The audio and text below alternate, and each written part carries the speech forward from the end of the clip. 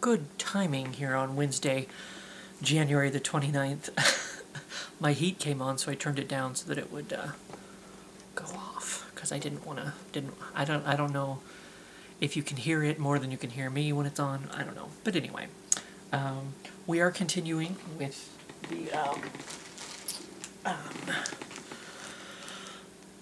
comedy movie collection, but another video I want to do today is I got this Dr. You can definitely hear that a lot more than you can hear me. Dr. Pepper fan pack thing, and I've been wanting to dig into this and see exactly what's in there. So I'm going to do that after I do my comedy video, because, you know, that's our ongoing theme for these last few videos that I've been doing. And here's my pile, and there's one hiding up here, so it's very thin. And you may have seen that it actually is a Miley Cyrus movie. It is So Undercover, and as you can see, I got it at Kmart for $2.99. It's very thin. The only reason, and obviously I have not watched this, it's in plastic. The only reason that I bought this movie is because I know someone who's in it. Not terribly personally, but one of the people in Nick's film, Disheartened, which if you want to check that out, I'll link that down below. One of his main actors actually plays like a bit part in this. I don't even think it's a speaking part, but he was saying something about he'd been in a Miley Cyrus movie.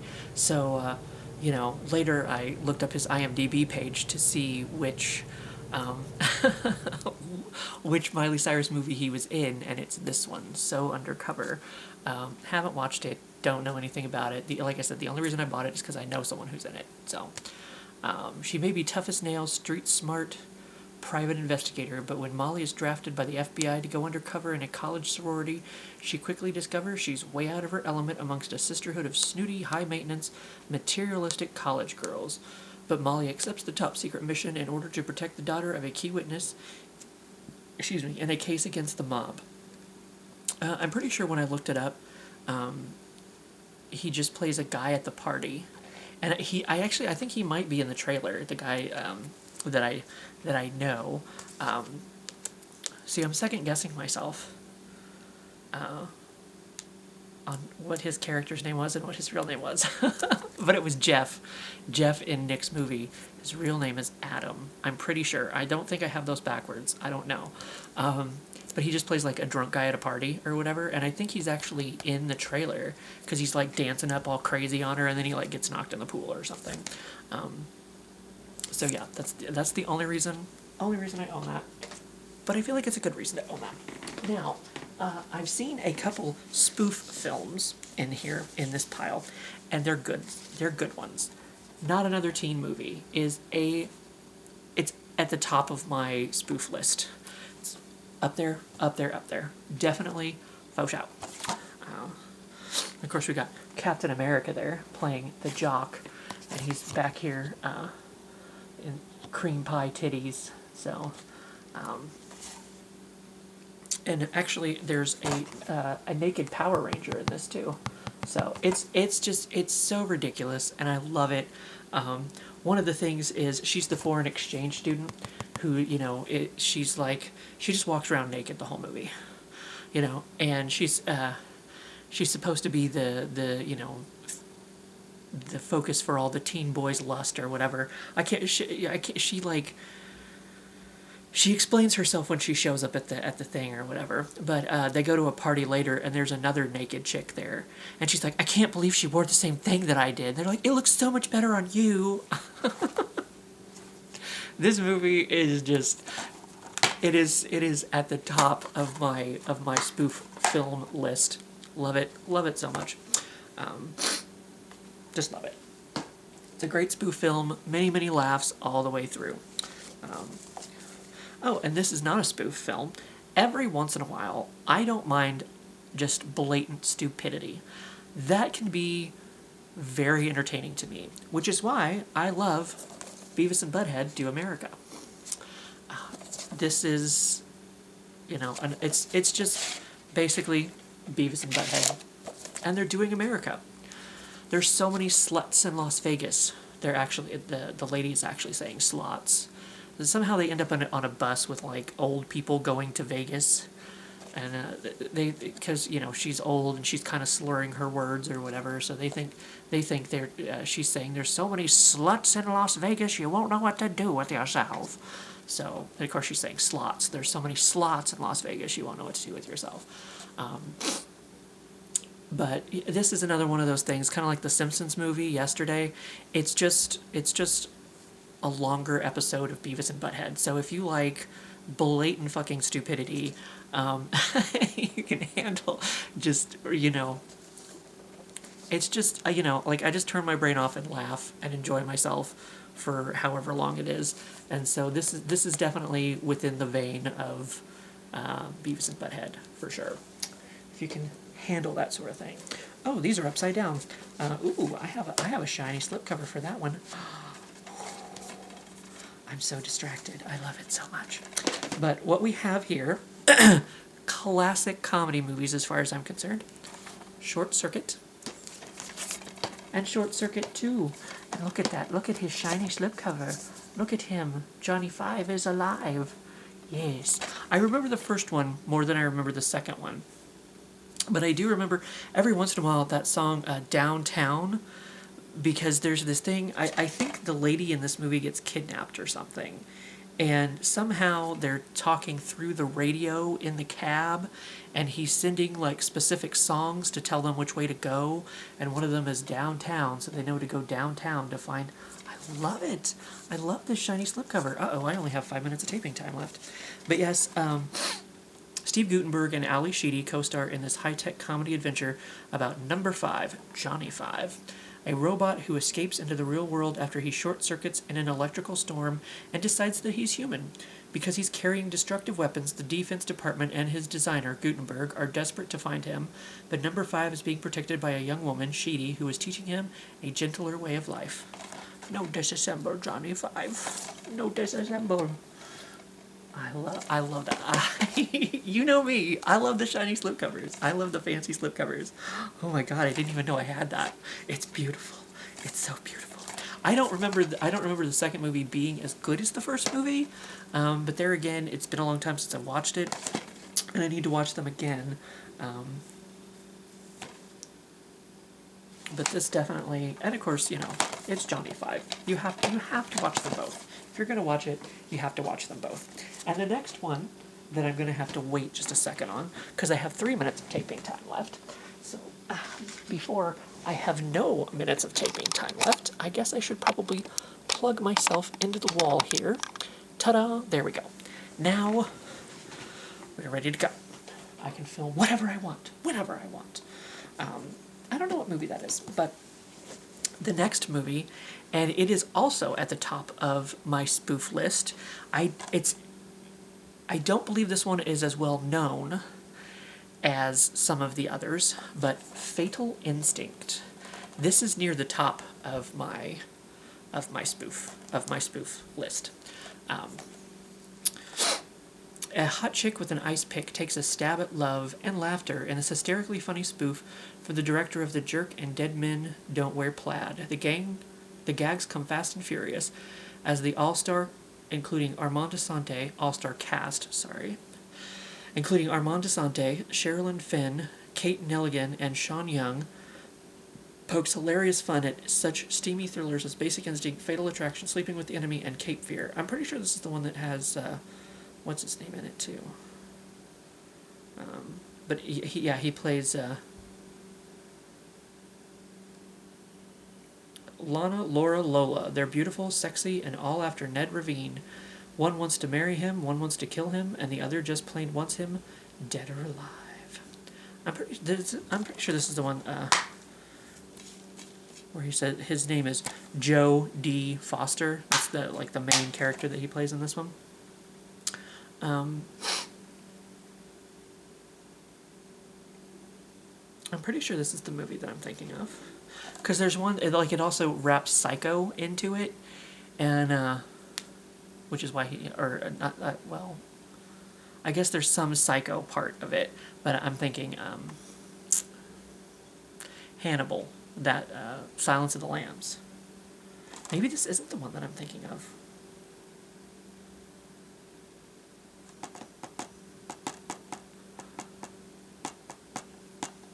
Now I have to know.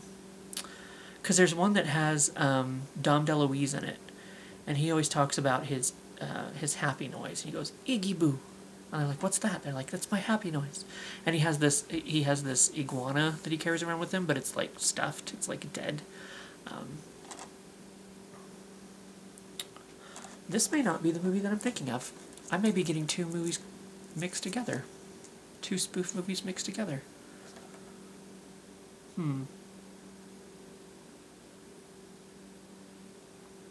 Very interesting. Because there's also another one where he asks if she needs a ride home or whatever. She's like, oh no, I can catch the bus right outside. And then she opens the door and a bus pulls up in the hallway. Now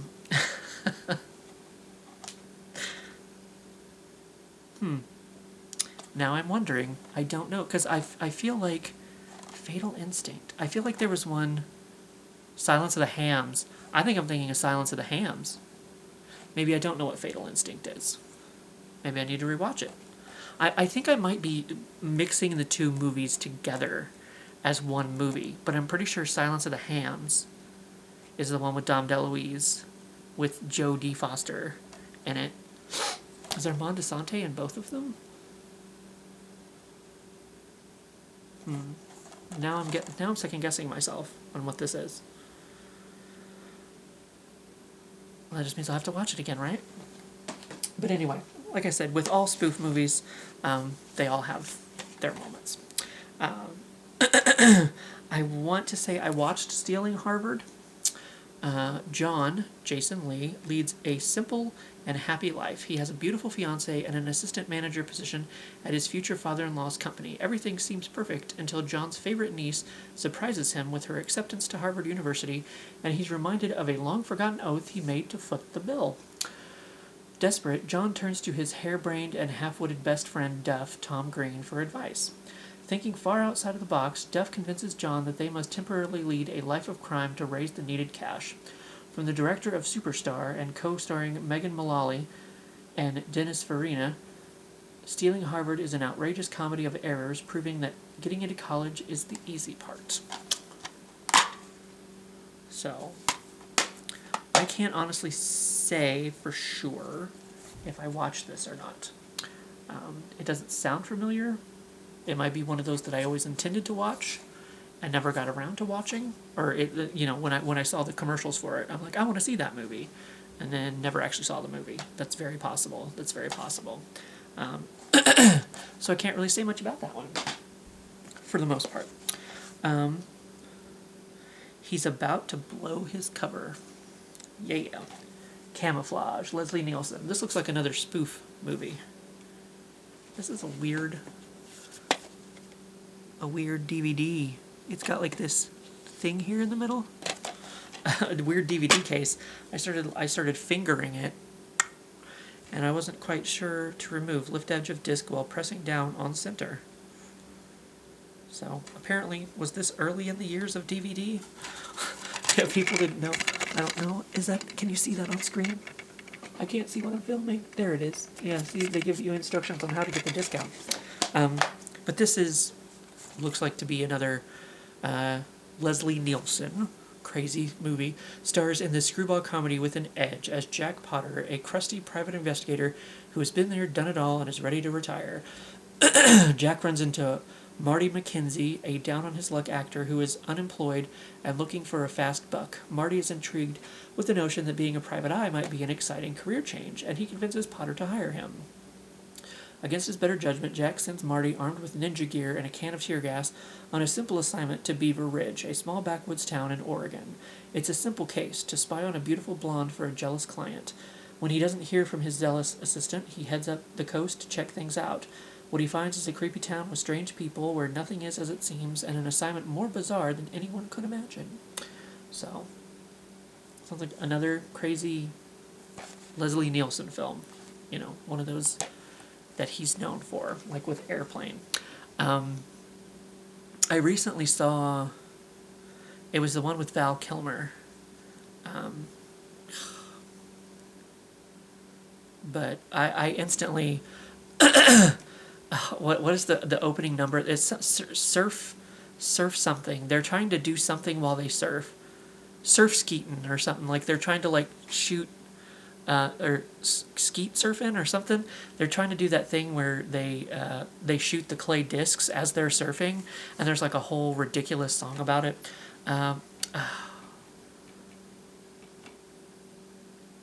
What is that one? Because it was always Top Secret. I think it might be Top Secret. It was one that I meant to. I didn't realize it was that spoofy of a movie, but oh my god, it's ridiculous and I love it. I don't think I own it yet, but I should.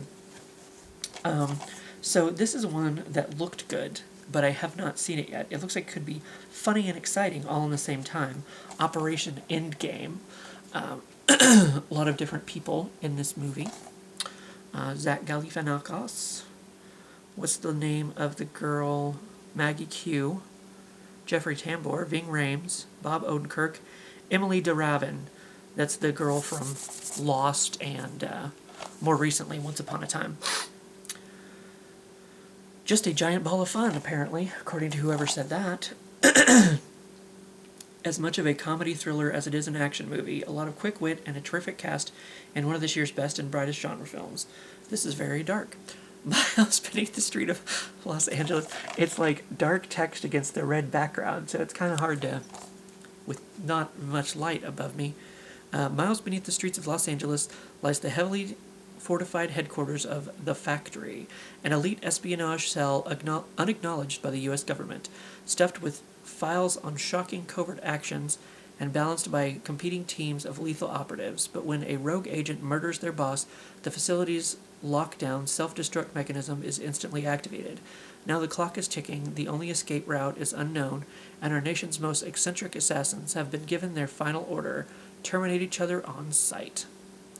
Zach Galifianakis, Rob Corddry, Ellen Barkin, Ving Rhames, Emily DeRavin, Maggie Q, Adam Scott, and Jeffrey Tambor star in this savage action comedy about issues of national security, violent uses for office supplies, and the explosive mission codenamed Operation Endgame.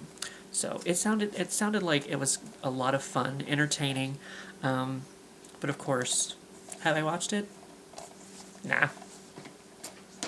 One of these days, someday.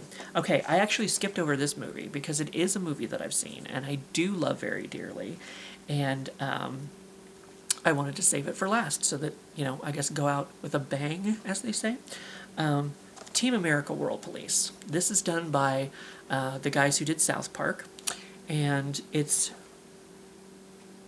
ridiculous. A lot of times that's all I know what to say. And the thing that I like about it is it makes fun of both sides equally, and when Trey Parker and Matt Stone are at their best, the best South Park episodes are ones that like play it from both sides and make fun of everybody and don't give a shit, because they make fun of like the overly patriotic people, the flag waving kind of like blind to everything kind of like that kind of thing, but they also make fun of like liberal Hollywood and all that kind of stuff, and I like that nobody is safe in this movie. You know what I mean? Like, it's just kind of like, fuck everybody. I love it. I love that mentality. There is no... It's puppets. Okay, you've probably noticed that by now. These are the people that are in this movie. These are the characters that are in this movie. They're puppets. There's a puppet sex scene, especially in this one, uncensored and unrated. So the puppet sex scene in this is longer. I don't think there's like no penetration. It's not like that movie. Apparently there is a puppet porn out there. That's not what this movie is, but there is a sex scene, a puppet sex scene in this. Marionette. There's inevitable.